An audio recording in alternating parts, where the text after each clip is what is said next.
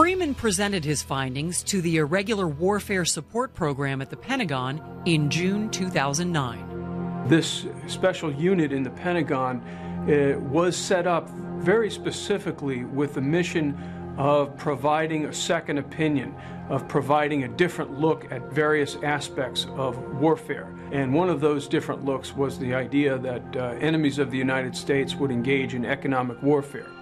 Prior to 2008, the unit was under the command of Thomas O'Connell.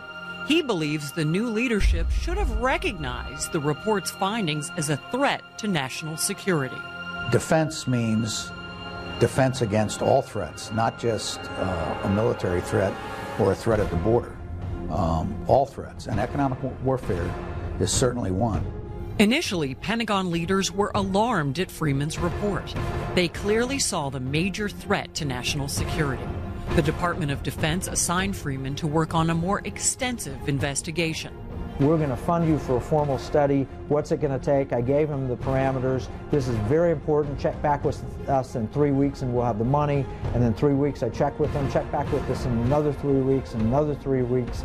Finally got to Washington, cornered the people who were telling me that and asked what's going on, and they said, you're giving me the Washington statements. We're dragging it out so you'll lose interest and go away. There are many in defense that feel economic warfare should not be a part of the defense portfolio, but their own doctrine shows economic warfare is a subset of irregular warfare. But I think to say it's not a problem for the Department of Defense is not being realistic in terms of where the capabilities of our government actually exist.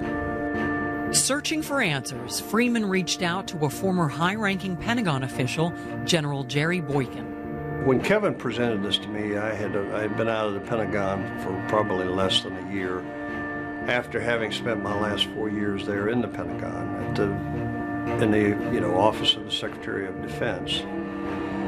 So I knew how a lot of those people thought there. I knew what they were focused on, and I knew that confronting a reality like this kind of capability by our adversary was not something that was going to resonate. Because the problem is, if you acknowledge that this is a real threat, then you have to deal with it.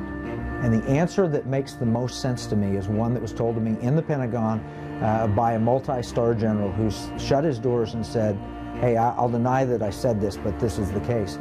What you're writing about does not fit the political narrative. I agree. I think that the report Economic Warfare was deliberately suppressed because it didn't fit with the general thrust of policy.